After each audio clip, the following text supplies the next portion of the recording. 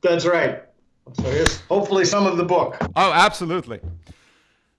Hello, and welcome to the 55th episode of the NEOHUMAN podcast. I'm Agha Bahari, a Dogologist, on Twitter and Instagram, and you can follow a NEOHUMAN podcast on liveonlimbo.com, iTunes, YouTube, and BitChute. And today with me, I have the honor and the pleasure to have Peter Boghossian. Welcome to NEOHUMAN podcast, Peter. My pleasure. I noticed that your pronunciation of that was very authentic. Well, I was actually going to ask if it's Boghossian or Boghossian. Well, either one. I'm just happy if someone is in the ballpark. What is your first language? Persian. Interesting. That's very interesting. My grandparents lived there. My grandparents escaped the Armenian genocide, Wow. and that was a long time ago. And actually, interesting story. My grandmother, all of their family was butchered in the genocide, but my grandmother hid. An unbelievably kind Turkish family took her in, and she hid in their boards, literally in the boards in their house, and they saved her life. And then, long story short, my grandfather went to Iran, and then Lebanon, and then Syria, and then worked on a coal ship before he finally came to the U.S. And then my grandma came later on. So long story. Stories like this is really the evidence that regardless of how bad the group is, there are always good elements within that group. You mentioned Turkish helped your grandmother, and Turkish were also responsible for Armenian genocide. And in my case also, when I was growing up in Iran in the middle of Iran-Iraq war, the Revolutionary Guards who were persecuting all of us, one of our neighbors was a Revolutionary Guard Corps member. And because the food was sanctioned, he was the person who would bring us bread, share his share of food that he was getting from the Revolutionary Guard. So it's very interesting to remember those things. I think especially the kind of conversation that we're going to have about all the problems that we're dealing with. Let's start with your background, though, the work you've done, the lives you've lived, and then we'll take it from there. Okay, so always been interested in why people believe what they believe and how to conduct interventions, cost-free interventions by dialectical interventions by speaking to people. I did my dissertations in the prisons, and I tried to help prisoners to learn to reason morally and think critically, and hopefully that would translate to a decrease in recidivism, the number that go back in, but not just a decrease in recidivism, but you want to increase assistance to criminal behavior. In other words, you want to help people make better choices. And I was heavily involved in the New Atheist movement, and I wrote a book and a bunch of articles about that. I wrote a manual for creating atheists. I did an app called Atheos about how to have conversations across religious and quote-unquote spiritual divides. And then I saw a new religion emerge from within the New Atheist movement, the social justice religion. And that religion's been taking over the academy. It's dominating the academy. It's now seeping out into everything. In fact, my brother-in-laws were here. My brother-in-law is a playwright. His husband's a lawyer. And he was telling me how I don't move in that space, so I don't know anything about it, but how social justice has really infected that sphere, and you have to have certain characters that have to have certain identity markers, and it has to kind of be a big deal. But anyway, so now that my new thing is I'm waging an ideological war against the new religion, the social justice religion is killing us. Really, I genuinely believe it is a threat to Western civilization. Absolutely. I totally agree. And I've been making the argument for the past couple of months for my audience that not only it's a religion, it's a fundamentalist religion that requires submission and obedience, and they shut down any kind of a debate, and there is no argument with them. Right. And that's why, so we wrote a book, James Lindsay and I wrote How to Have Impossible Conversations.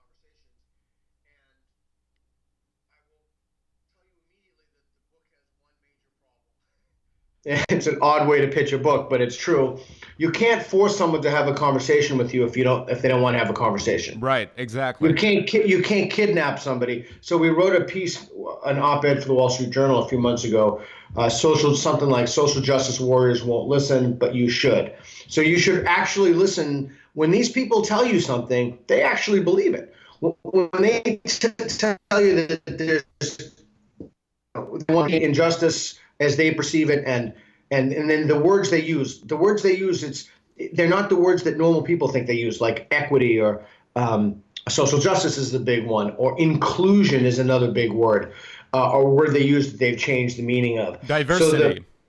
Diversity is a great word. Right. We can define all those if you want. I'm writing a piece about that now. But so the book is a way to, once the social justice warriors and those within that orbit have ripped everything down, the book is a way to teach people how to speak across political and moral and even epistemological gulfs. That is, how people come to knowledge and think they know things. It's actually far easier to speak to the vast majority of Christians and even Muslims who are trained to defend their faith than it is to speak to people who simply don't want to speak to you. Right. And I mean, the way that the Western civilization has been treating Islam, I've always thought that my biggest culture shock coming from Iran as a refugee to first Canada, and then I moved to the US. I won a green card lottery out of nowhere. Oh, good. Congrats. Yeah, thank you so much. But my biggest culture shock was how Westerners, white liberal Westerners, were treating Islam and telling me as an ex-Muslim that, no, you shouldn't criticize it. You're criticizing 1.7 billion people who are practicing this religion. And I finally got an opportunity to ask Salman Rushdie that when I was 6, I saw the fatwa against you being read on the national TV. And my mom told me, see, that's why you shouldn't criticize Islam. And now I'm being told by Canadians and Americans, you shouldn't criticize Islam, by this time in the name of diversity. Yeah, the liberals are telling you that. And Yasmin Mohammed has a wonderful book about that.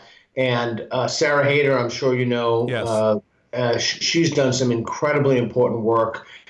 And so that's another area where the liberalism, well, it's not just liberalism, it's just a strange kind of liberalism, not even liberalism, it's an illiberal liberalism that masquerades as a type of liberalism. And only the radical interpretations of Islam are true, and we need to respect that for diversity, and we need to have these inclusive spaces where we let that people who have views that are overtly hostile to Western civilization and Western democracy. No, and they want to set up Sharia courts, parallel court systems in the UK and Canada. I mean, this is an enormous problem, but what it is it's a failure to make a moral or epistemological judgment about a system because people think that they're being more inclusive and more welcoming. Well, you're actually not. Yeah. As my friend Faisal Al-Mutar said, it comes down to diversity within diversity, and that's the individual Muslims. And people like yourself and Tahir was an unbelievable story. These people are victims of horrific. I mean, listening to her story is so heart-wrenching that it's hard to imagine that anybody could listen to that if they have an iota, a scintilla of morality, and not be moved by that. Or Ayaan Hirsi Ali is another good example. Exactly. In fact, I'm friends with her husband, and he was just telling me they had a birthday party for her, and all these people who are, I mean, people grieve me constantly, but she is at another level of people want to murder her, and I mean, that's so crazy. And the failure of liberals to condemn this is morally atrocious. A shame on them. They should be utterly ashamed of themselves. So where did this all begin? Because you're in Portland and you've been in academia for a long time. And the argument is that this whole thing started from academia and the way that kids, maybe in the 60s and the 70s and later on, they were taught about the values of against Western capitalism without mentioning that, well, what Mao has done, what Stalin has done have been far worse based on the idea of communism, that way of thinking. Yeah, that's whataboutism. But the question that you asked is absolutely vital. And if people don't listen to anything else in this podcast or don't get anything else about it, get this. We know where this comes from. It starts in the university, in academic institutions, primarily but not exclusively in the United States. It starts in certain departments like gender studies. It starts with certain epistemologies, how you know what you know. These folks invent epistemologies. I just published a piece, I think last week, in the Wall Street Journal about laundering, which is very important for this discussion. I think we should talk about that. And forgive the dogs barking in the background. We know that it starts in the university, and we know that there's a certain period of time where it seeps out of the university. We know that the folks beholden to this ideology are institutionalizing these values. We know that there are targeted journals that this stuff comes from, and then the people point to the journals as knowledge. That's the idea of idea laundering, like money laundering. For example, and the Wall Street Journal piece really is just like an 800-word piece that explains this process. That's my friend Brett Weinstein's term. But it explains the process that's really interesting of how people manufacture knowledge. Like my neighbor over there, he has an idea about, birdhouses or something. I have an idea about birdhouses. We start a journal. We launder our moral impulses. So we discharge them in the journal. We ourselves, so the impulses go in, we write about it, and it comes out on the other side in a peer-reviewed journal, which is the gold standard for academic, how we come to know things as knowledge. So your question is excellent. So how did this all happen? Well, it happened, and Helen Pluckrose and James Lindsay have a fantastic book that's coming out. It's an utter game changer about this. He did the grievance study work with me, and along with Helen Pluckrose, and James Lindsay was the lead on that. That's when we submitted the bogus papers, right? So we know it has its genesis in the university. We know the nucleation points, the particular disciplines. Almost anything with the word studies in it has been infected. We know that they engage in internal institutional takeovers. We know that they teach that to kids, students, and then they use that to self-credential themselves to get promotion and tenure. 7 articles in 7 years gets you, in most places, if you're not a horrible teacher, will get you tenure, which is a job for life. So they get these jobs for life. They publish in journals that they've made up. They teach kids this. Those kids get out. They go to Google. They go to Twitter. They go to YouTube. They're responsible for the demonetization. They're responsible for the shadow banning. They're responsible for all this stuff. They go into media. They go into film. They go into TV. And they've now, the woke culture, we are losing this culture war right now. And unless these canons of knowledge are delegitimized, and unless we do something, we are going to have an entire generation of people who is utterly incapable of asking themselves simple questions like, how could my belief be false? Maybe this person isn't a racist. Maybe people of different races should live together. Maybe the whole thing is so crazy that somebody else hearing this from the outside would think to themselves, that's your question. It's possible because it starts in the academy and seeps out. So what is the solution? Because you're bringing up the problems, and it's very important to understand it. But is there any solution? Because I totally believe that we're losing this culture war. And considering the echo chambers and confirmation bias tools that now we have because of social media, you don't even have to communicate with people who disagree with you. Yeah, and desirability bias. The thing you desire to come true is the case. And social media, we now have, you get likes and what is it called? Shares, right, and retweets and things like that. I'm only on Twitter. So once that happens, you have a mechanism to virtue signal. So before we didn't have that mechanism, now you can put it on an idea, you can try to belittle someone who's in another tribe or attack them, and your tribe will be, ooh, isn't that wonderful? The problem is that not only contributes to a breakdown in dialogue, but that makes the whole society worse because we're not having conversations with each other, and hence the book, How to Have Impossible Conversations. But the solution is we have to start talking to each other. We have to start being honest. This is not a radical solution. This is not me. This is just there's an intellectual pedigree of thousands of years in the history of Western intellectual thought for this. You have to be honest. Feynman says the easiest person to fool is yourself, the late physicist.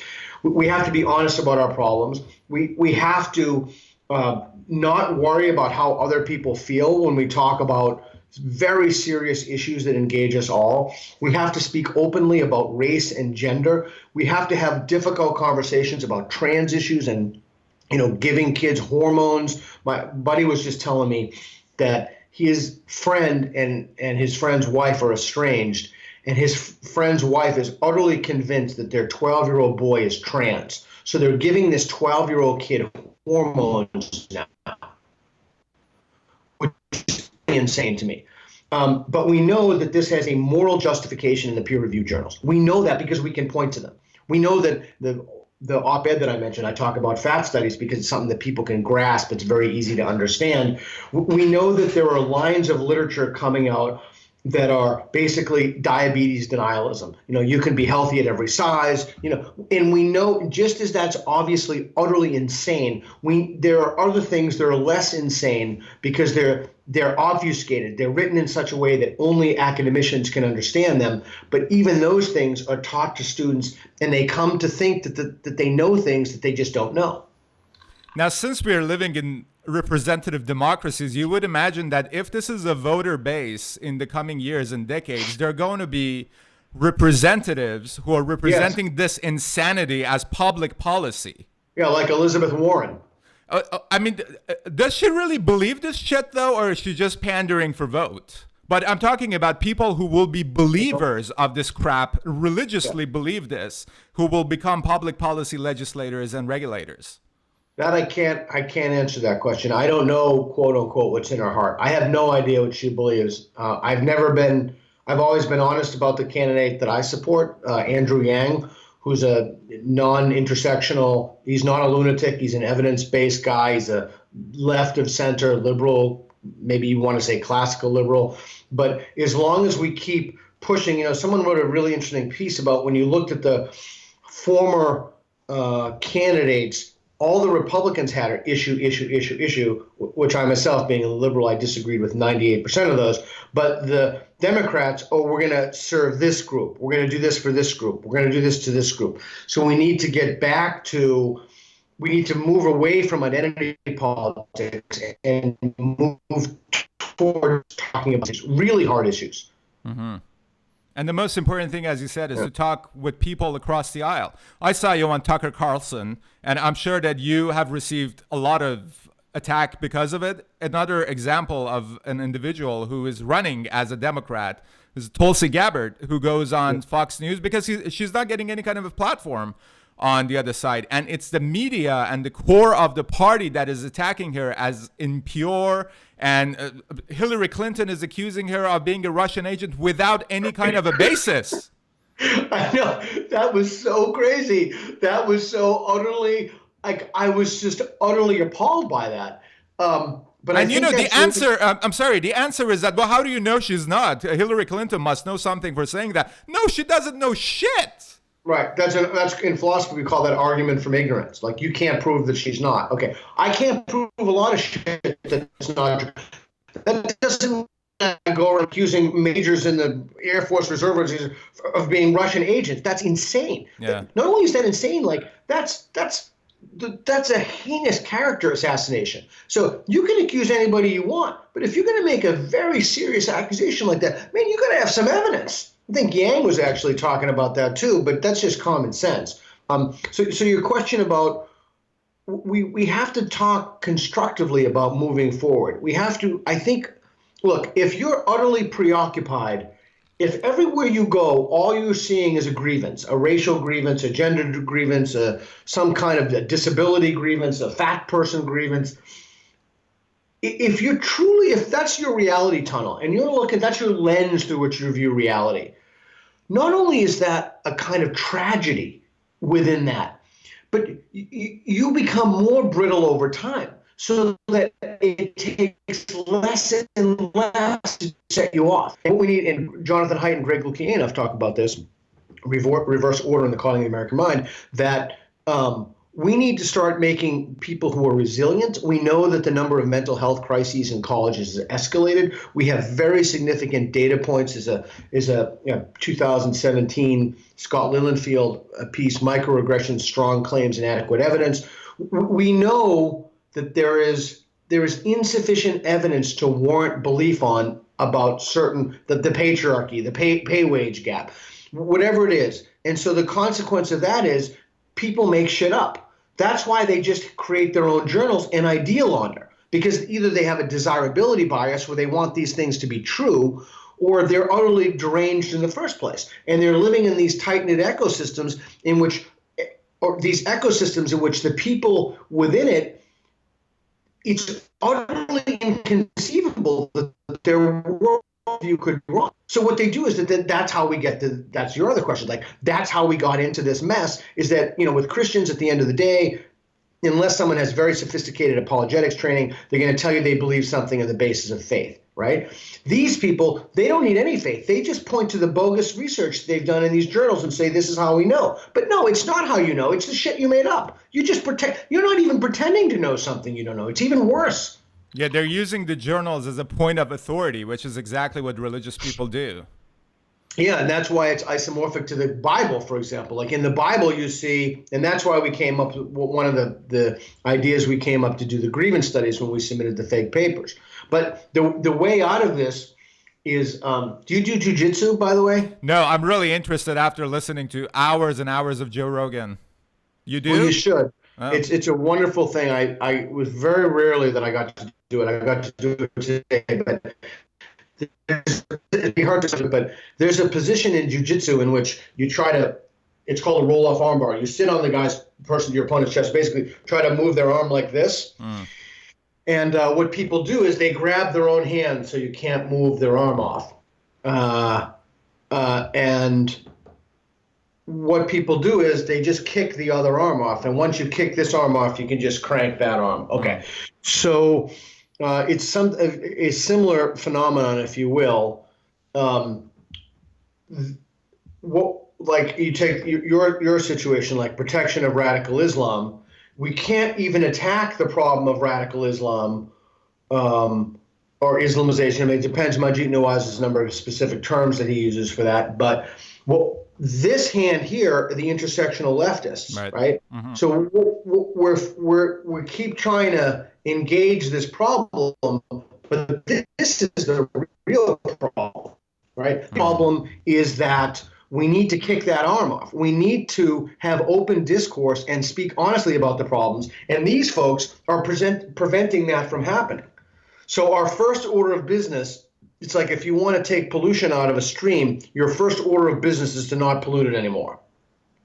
Our first order of business is to take the illiberal elements preventing open discourse and honest conversation and marginalize them to the fringes where they should be, so we can then look at the very serious illiberal elements and threats to Western democracy and civilization. How are we going to do that? That's a great question. You see what I'm going to do next.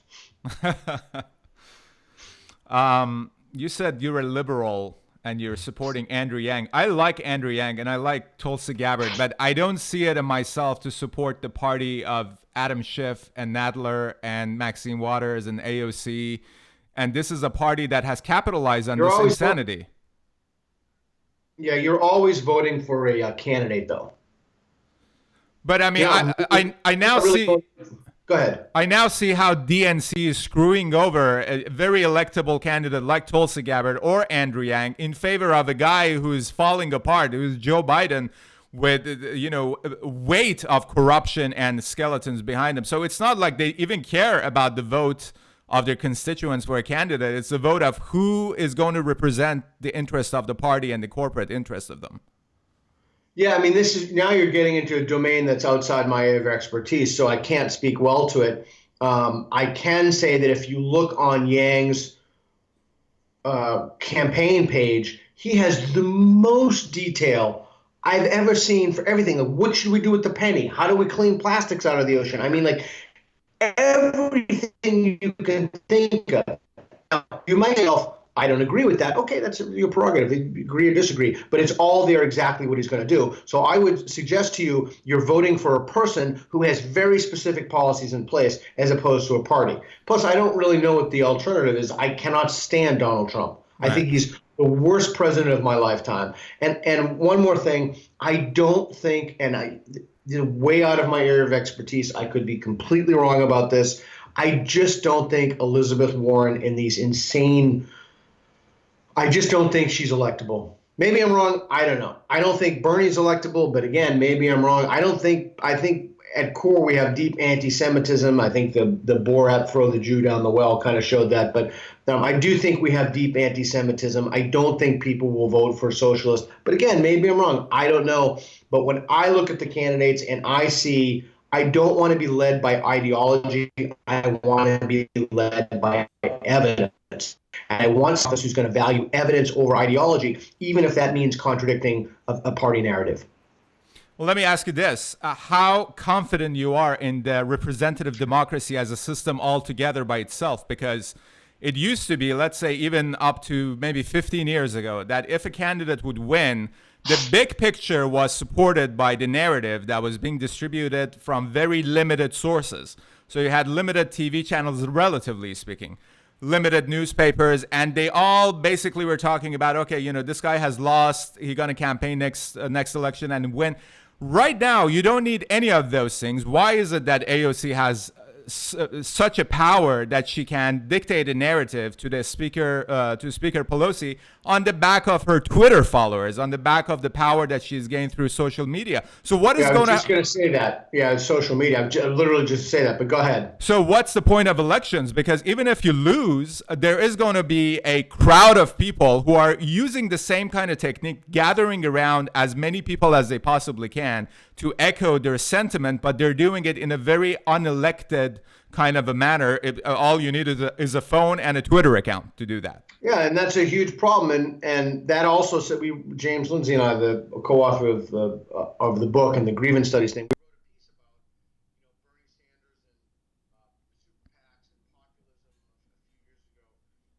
We wrote a piece about Bernie Sanders and populism a few years ago. I don't know the answer to your question because it's outside my domain of expertise, but I would be less than honest if I told you that I wasn't worried about it. I've always marveled, for example, that actors, because they have a big platform, can go before Congress and testify about, you know, something that every reasonable person would see, that you need domain-specific expertise to talk about climate scientists or climate science, whatever it is. I think the feature of our culture, the glorification of the celebrity and the celebrity status in Twitter, and that's the thing that Tom Nichols in The Death of Expertise talks about, is that there really is a death of expertise. So, 20 or 15 years ago, even to use the number you used, people would criticize an idea because they had a particular expertise. But now people equate having a platform or putting a camera at someone being a YouTube celebrity or being maybe even a movie star. That doesn't give you expertise. Just because you have a large platform, it doesn't mean you're an expert in anything. It may mean, admittedly, that more people will listen to you. But why should they listen to you if you don't know what you're talking about? So there's a conflation of having a large platform and having some kind of specialized access to the truth, and those are just different things. Yeah, it just seems like people are far less interested in the truth than winning through their team. And this is not something that, Clinton called Trump's supporters deplorables, but also Mitt Romney said something Mitt Romney said something like, there are 47 million, we can't get their vote, so let's just not think about them whatsoever. It's a very sport-like kind of a mentality that you see the projection of it in mainstream media, in all these group tribal ways of, left, right, that's it. If you don't agree with us, just go away. Just shut up. Right. Okay, so let's linger on that, because that's a really important thing you said. So not only is there no capital in crossing the aisle, people will hate you. Yeah. Right? They call you a Nazi. They call you whatever you're going to call it if you're a liberal and you go on a conservative media. So, Rubin and other people have been complaining vociferously that they're never invited on left-wing media. I can say the same for myself. I am almost never was on NPR, and David Pakman is the exception to that. I've been on his show 3 times. He's fantastic, very tough interviews. But it should be exactly the opposite, where conservative media should be hungering to get liberals on. Look, I'm a liberal, and I just think we have better ideas, right? I mean, if I didn't, I wouldn't be a liberal. I'd be whoever I thought had better, more true ideas. But what we need to do is we need to and you also see, to mention my friend Dave Rubin again, Pete Buttigieg and other people have not. Andrew Yang went on his platform, Tulsi Gabbard did, Rogan has had on Yang and Bernie, et cetera. But we need to start having first, difficult conversations. Two, I personally, this is my own opinion, but for president, a 4-minute spot on Tucker Carlson, or who's that guy's on NBC with it? Great, really, really like him. Chad Melvin, I think, can't remember his name. That's not going to do it. We need these long form interviews like what we're doing now. We really drill down on someone's, why do you believe this? What's your evidence for it? How belief be wrong? What are you going to do? What are you going to do the first day? What are your objectives the first year? Well, why should that be an objective? So we have to have those long form conversations. And, many people have argued recently, and myself included, I don't think that the current structure of the presidential debates we have is a good one. There are 10 people. It's more of a kind of a showmanship. Yeah. I would love to see, for example, Joe Rogan host that debate. Yeah. And it would be a very different long form with fewer candidates. That's the kind of thing where we really expose someone's beliefs and the reason for those beliefs. I think all of us in our democracy would be benefited from that. Yeah, I saw someone on Twitter said something like, we're living in a world that the showman from The Apprentice is the president, and the most qualified person to moderate a debate is a UFC commentator, a former host of Fear Factor who loves weed. Right. No, I think that's right. And at the very least, our system should reward and encourage that. I don't know, you might be too young to remember this, but do you know who Tony Blair was? Yes, of course, the British guy. Yeah. He had a remarkable ability and intellect to engage ideas, be quick on his feet. He popped up on the podium in his debates. So we need to start asking ourselves not only what we value, but in our elected officials, but remember, our elected officials it's just a mirror. Like, if you want to know why Trump got in, just look in the mirror, right? This is not a big secret, but we need to have a national conversation about what kind of qualities. Look, we need to have a national conversation about a lot of things, but first and foremost, I would think that Trump has done sufficient damage to the integrity of the office that we need to talk about what it means to restore trust in that office. Normally, I don't think this would be too big of a problem or too big of an ask, but the real problem is that the grievance study scholars and the people in the academy have done a horrific. They have destroyed and eroded the confidence in our academic institutions, and I think we could weather one of those.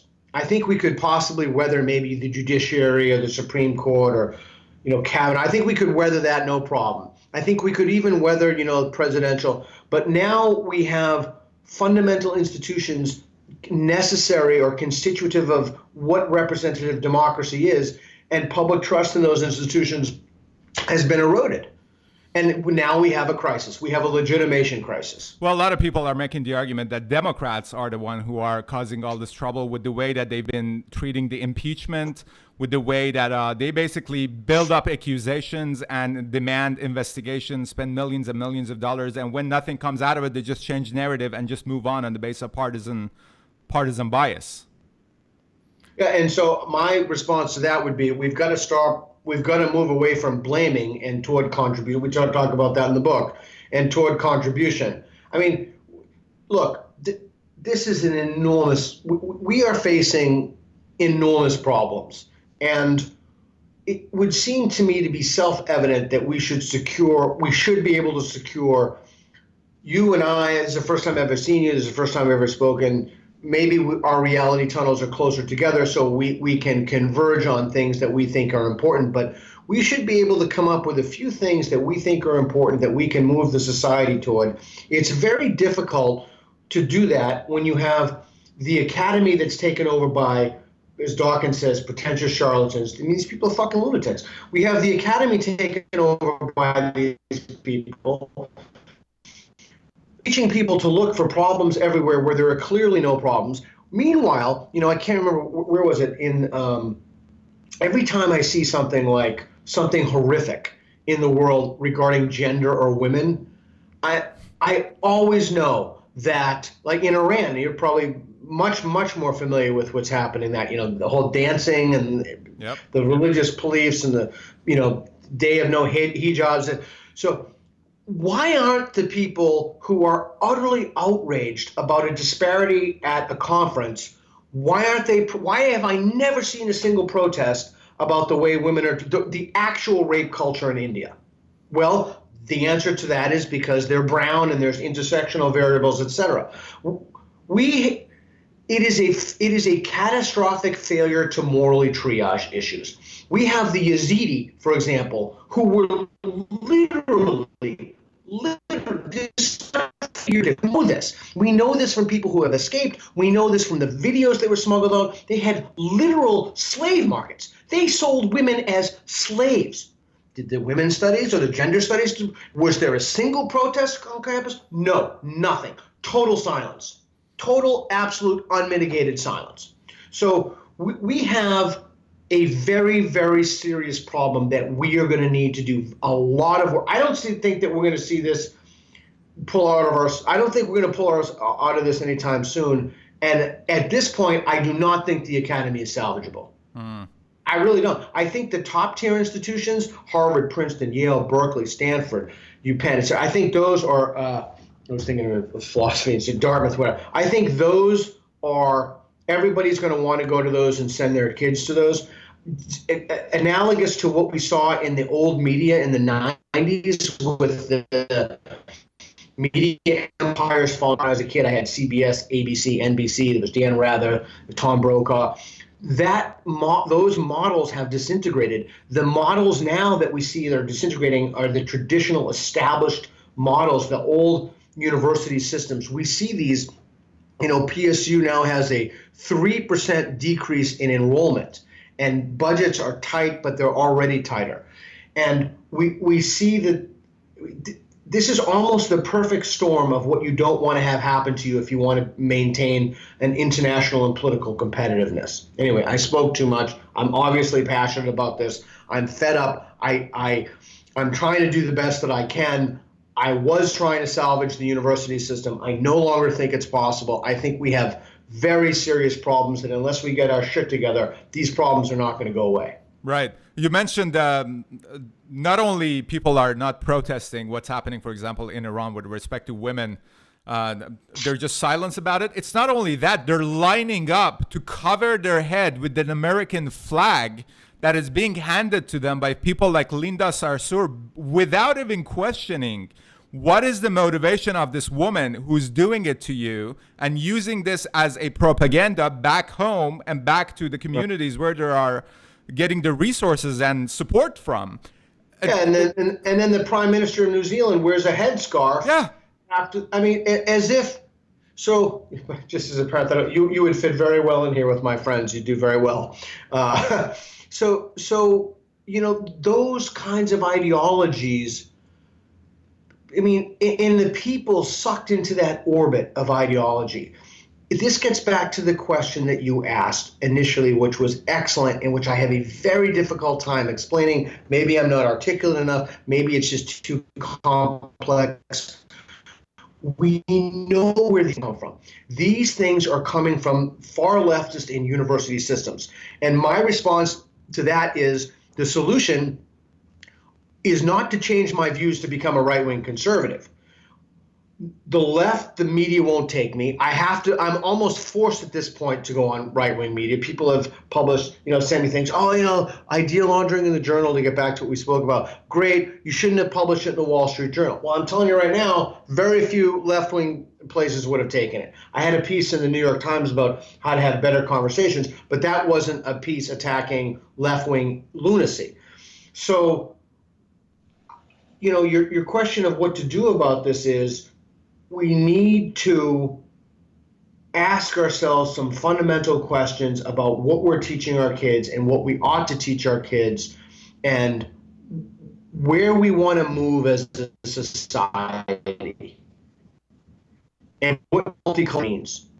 And until we've had those hard conversations and asked those hard questions, it's just going to fester. That ideology is just going to metastasize. And the worst thing is, I don't mean to depress you or your listeners, but we're already losing the culture war. Right? The culture war is already being lost, and we see that every day. We see that in films, movies. It's just madness.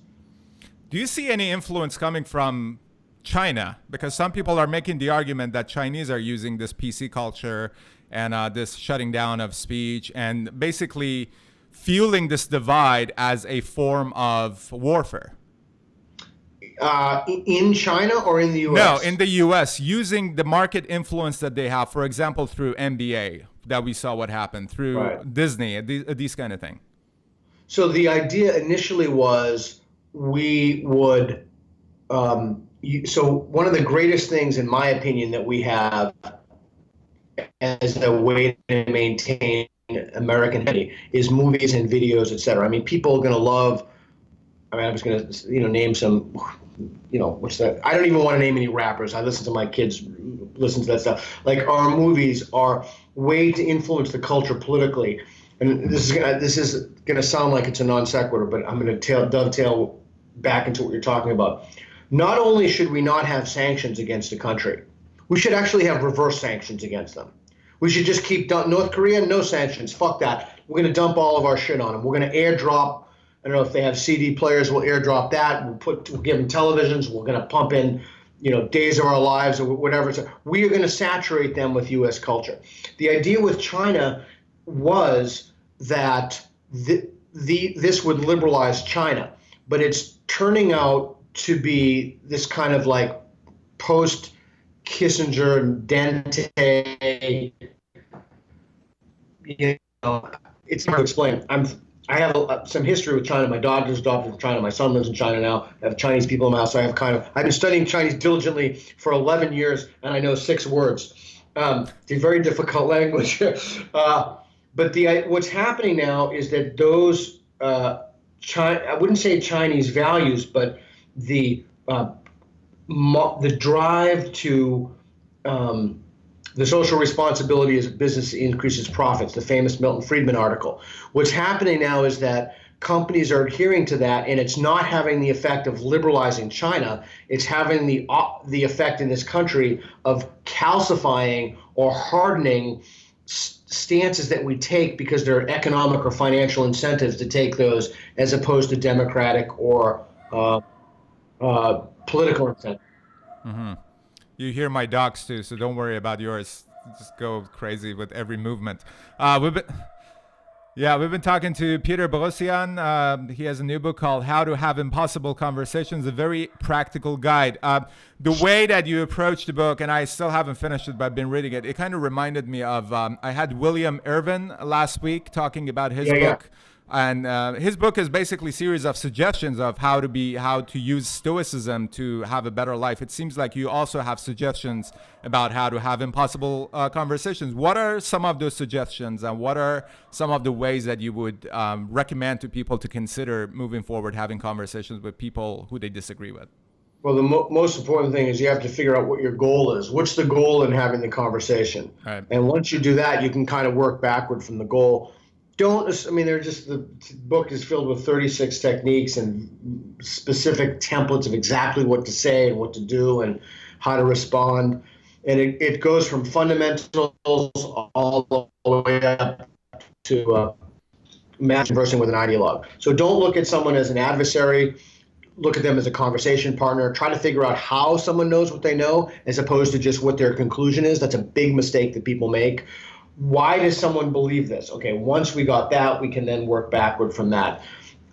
Scales is a big thing that comes later in the book. Ask people to put their belief on a scale from 1 to 10. How do you, the United States is a patriarchy is the example we use in the book. And the book is co-authored with James Lindsay from the grievance study thing as well.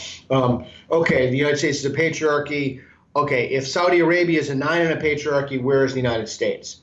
Well, the United States is 2. Well, okay, so now you know what they mean by patriarchy. It kind of situates that. But you can use scales in any one of a number of ways. Disconfirmation questions, which is one of my favorite.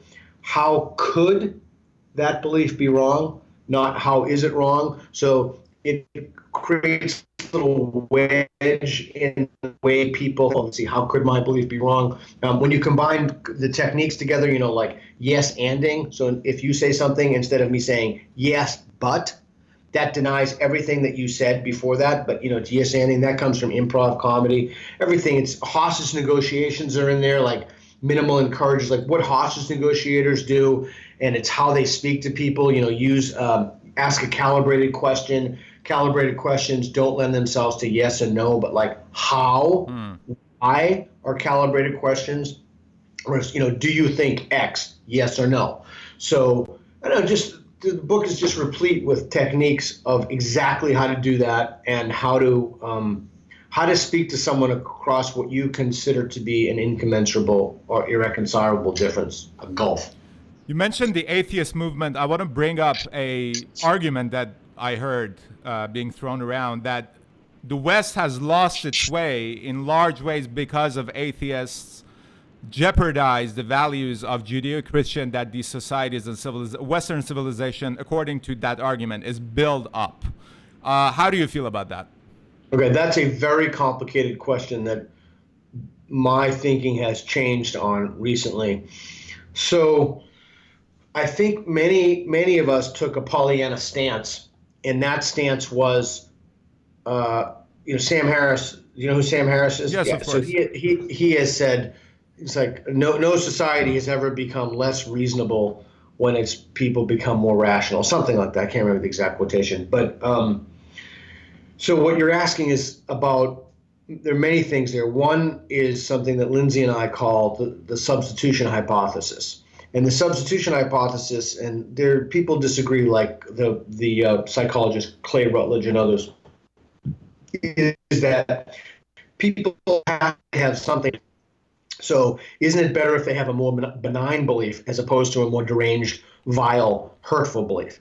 And the argument for that is, well, look at Scandinavia, for example. The rates of atheism are very low, but the rates of it's called the Happy Planet Index. No, is that what it's the happiness index? I can't remember what it's called, but by virtually every metric you can see that people are happy there. They seem to be thriving. Their economy seems to be doing well, and there could be other exogenous reasons for that. Okay, so the question is, we know that not all ideologies are the same. We know that. We also know that anybody can interpret an ideology any way they want. In philosophy, we call this hermeneutics. It comes from these guys, Schleiermacher and Dilthey, to interpret a biblical text. I mean, everybody interpreted a text the same way. There'd be no factions in Christianity, nor would there be Shia, Sunni Islam. A little more complicated, but the way they get around that, just briefly, is that the Quran is in Arabic. So there is no like King James version or et cetera. Okay, so the question then was, are Judeo-Christian values better than other values? Okay. Am I clear so far? Well, based on the arguments that they're making, and they're making also the argument that the result of those values have resulted in everything that we have in a Western society, basically. Right. And, Hitchens and other people have written about that. My friend Phil Zuckerman just wrote a book about that with morality. So here's the question. The question is,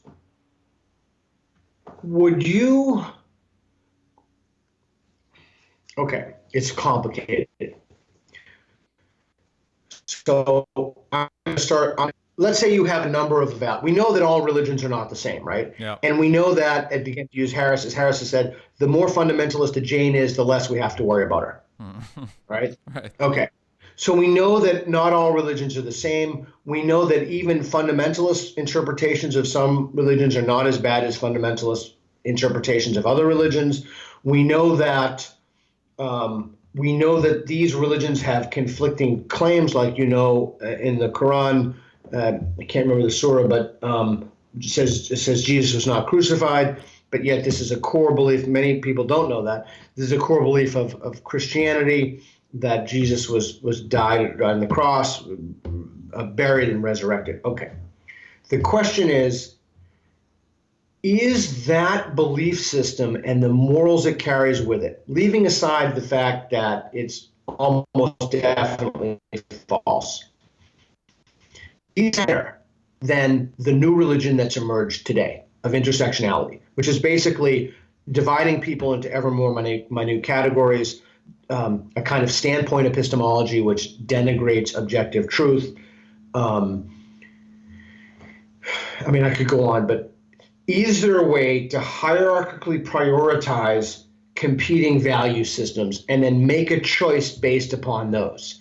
Many people in this space are saying, and the people who came from the atheist movement, the new atheist movement, are saying that those Christian values are better than the intersectional values, because at least the Christians had 1 Peter 3:15. We debate, we argue, we give gentle reasons for our faith. At least the Christians had, whatever. But the new religion, the new wave doesn't have that. They have equity, which is making up for sins of the past. They have diversity, which means intellectual congruity or intellectual homogeneity. It's almost Orwellian in its opposite speak. So that would be the heuristic or the lens that I would suggest answering your question. What are the values? What are the extreme version of the values? And how do those values and the extreme version stack up if you were to somehow write them down in a line? Here's Christianity, here's Islam, here's intersectionality, etc. That's the way. That's not an answer to your question, but it's a way to think about answering your question. Yeah, I think it's important to think about it. I myself, when I left Iran, I became a militant atheist. Like, you couldn't, you had a cross hanging on your, necklace or whatever. I would go and approach you. I was an asshole on the street, and I'm like, why do you believe in this? It's offensive, whatever. And then through years of psychedelic experiences, I came to an understanding that, well, first of all, the best evidence for faith is faith itself, because it doesn't matter if it's true. It determines your actions based on what you believe in.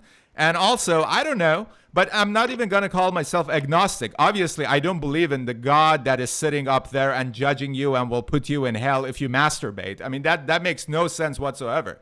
But the big picture, I have no idea. So I moved on from which to me, it started to look like a religion of its own. People are saying, oh, we figured everything out. There is nothing there. You die and nothing. So I think it's important to consider those things.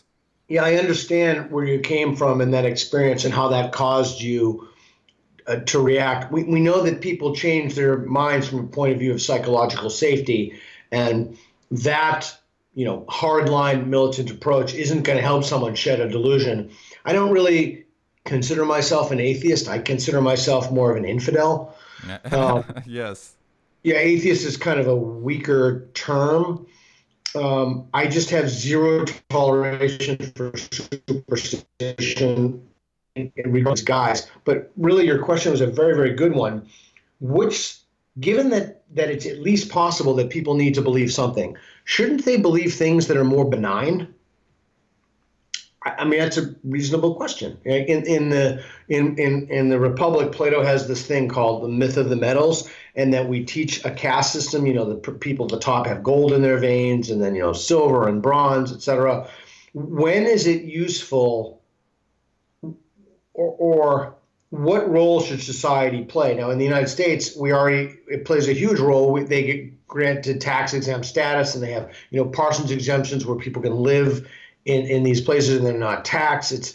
But what I personally believe that morality is rationally derivable, and that being fair is better than not being fair. So there are reasons that we should be fair to people, reasons that treat people with dignity, and these aren't reasons that I happen to like or dislike. It's just that you can think of these and rationally derive them. I just rewatched from my atheism class the Shelley Kagan debate with William Lane Craig. He does an extraordinarily good job of explaining different positions in contractarianism, contracts, implicit contracts that people have in society, and veils of ignorance, and it's a wonderful little summary of that. But I think that the key is that when you want to have a democracy, when you want to have a rational participatory type of self-governance, and the mechanisms included in that, you need an educated citizenry. Right. And to have an educated citizenry,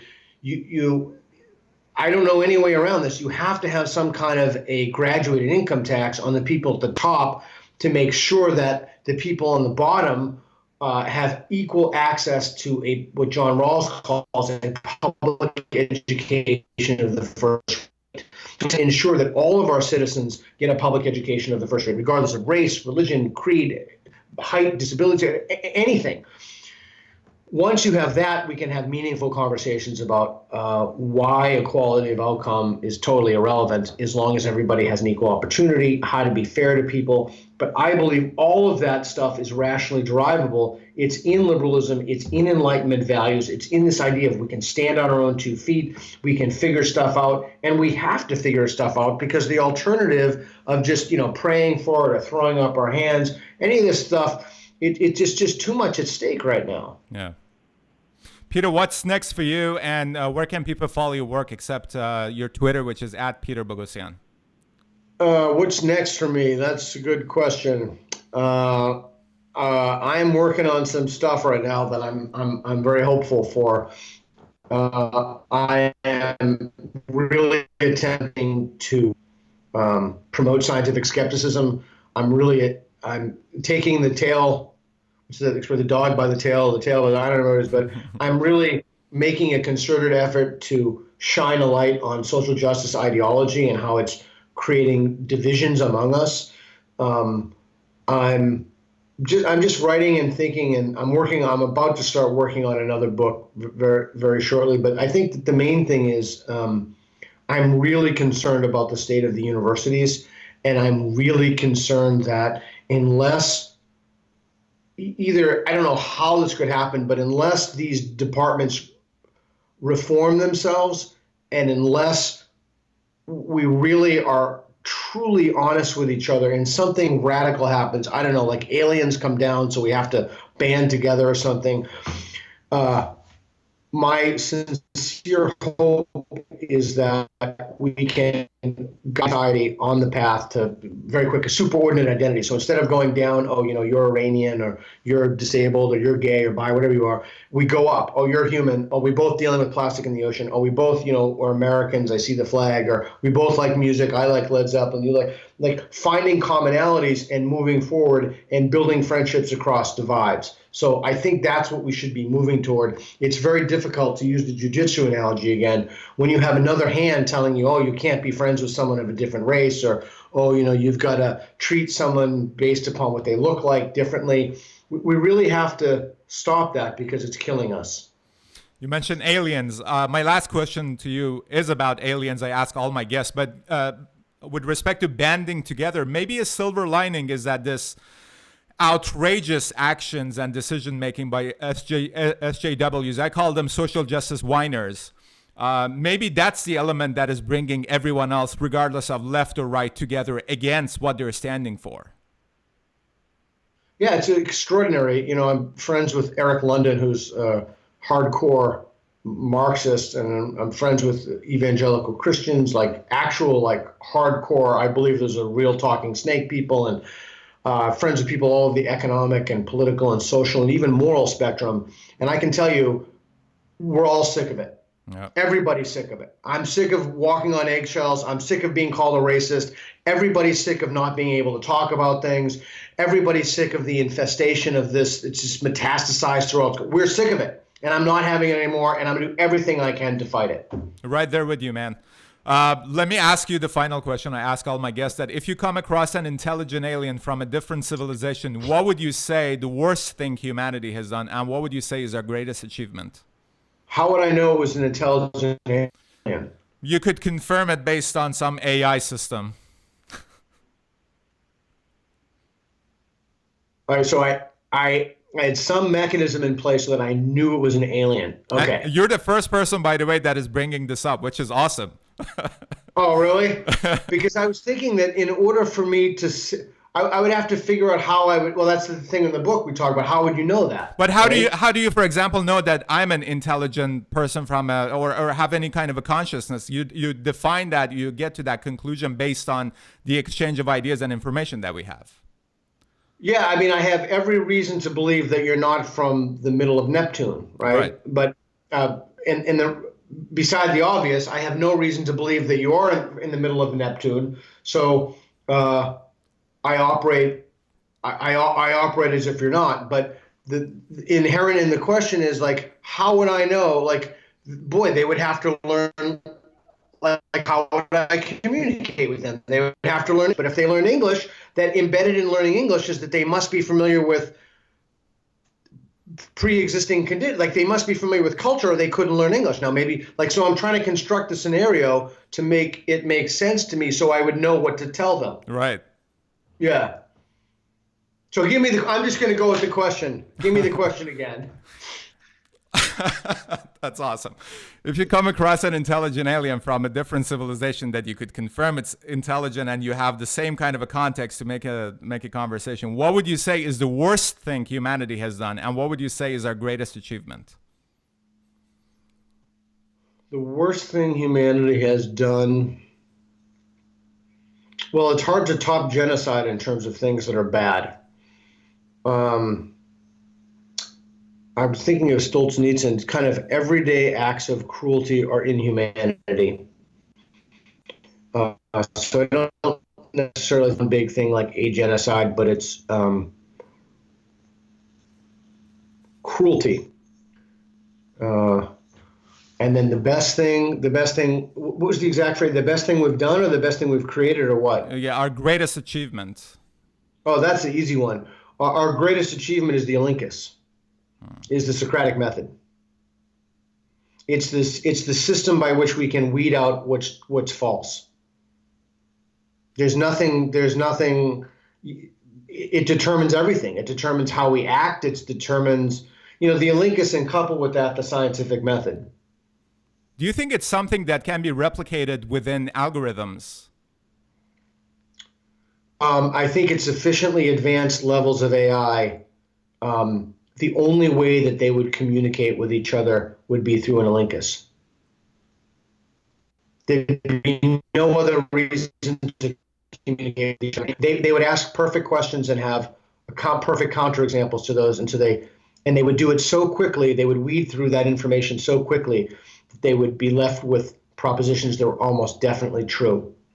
That's interesting. That how confident you are with respect to AI, but not confident about the alien, because how? Yeah. Well, yeah. So one is hypothetical. I don't even know if AI is possible, at least in the Kurzweil singularity sense, or in the sense that a lot of folks are talking about. It seems that people have a lot of trust or faith in those systems. But it could also be a system. I think the dogs are going to freak out because somebody is home. I think my daughter's home. Wait for it on cue. Oh, they didn't hear her come in. But I think that it's. Sorry, my concentration was broken from someone coming home. Let me say hi. Hey, babe. Maybe it's my wife. Maybe it's my wife. So let me just get my train of thought back real quick. So that I think the ways that you would see on cue. Yeah. So sorry, I lost my train of thought. It's all good, man. It's all good.